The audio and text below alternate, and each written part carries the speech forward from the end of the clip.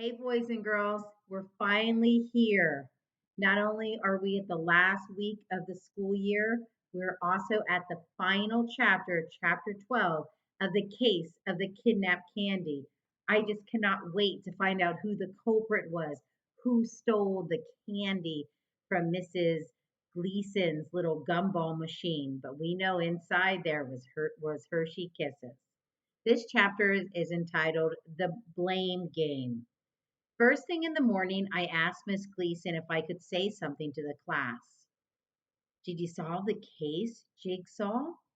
She asked. I shook my head. Not yet, but I'm about to. Mila stood next to me. I was a little nervous. Then Mila winked at me, which helped. I was ready. So who done it? Eddie Becker called out.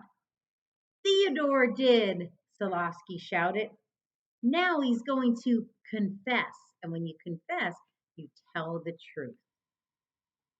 Let Jigsaw talk, Miss Gleason said in a stern voice.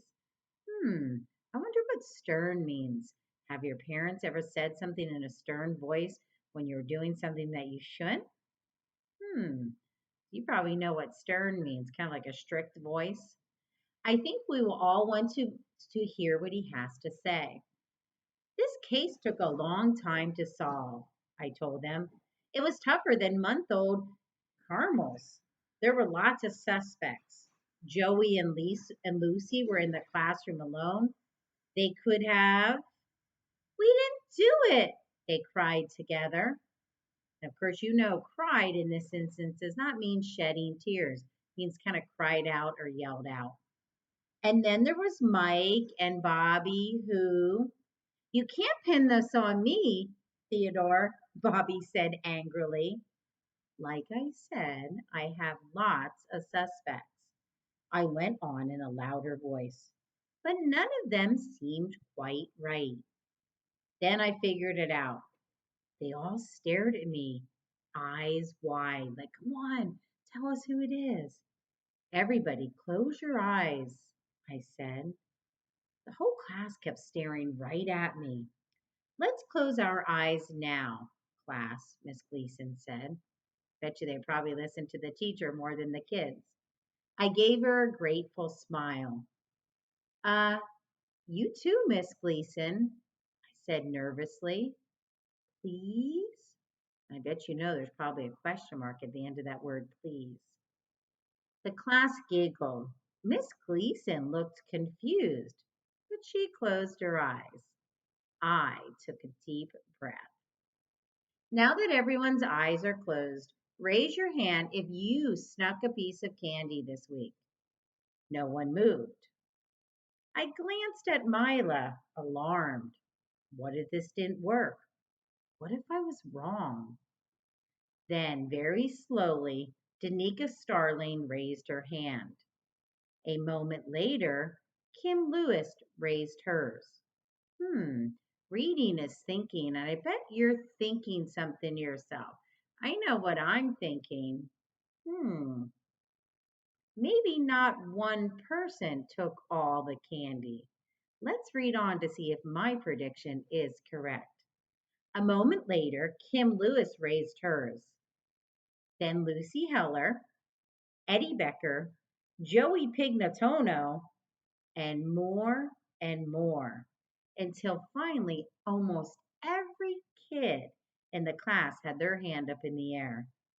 Even Mrs. Gleason's hand crept toward the ceiling. I knew it. That would have been me too. I would have been sneaking some Hershey Kisses, even if they were my own. Open your eyes, I called out.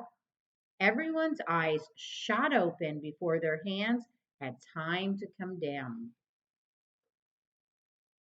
There was a moment of silence, and you might say, moment of silence normally happens when everyone is shocked by what they see. They don't know what to say. The class was craning their necks around, looking to see whose hand was up. Not just one person kidnapped the candy, Miss Gleason, I explained. That was my mistake. I had started out looking for one thief, when I should have been looking for many thieves. Everyone played a part in this crime. Everyone is a little bit guilty.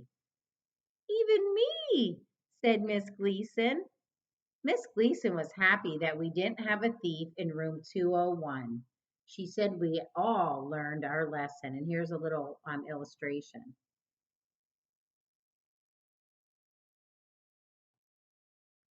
And as for me, I was happy too, because the next morning, Miss Gleason called me and Mila up to her desk. And if you remember from Writer's Workshop, when you're talking about yourself, you should always list yourself last. In the very beginning of the sentence, you should call yourself I. So say you're saying like, Sarah and I played hopscotch. So you list Sarah first and anybody else who you're playing with, and you call yourself I and you list yourself last. At the end of the sentence, you call yourself me, however, you still list yourself last. For instance, the dog chased after Tommy and me.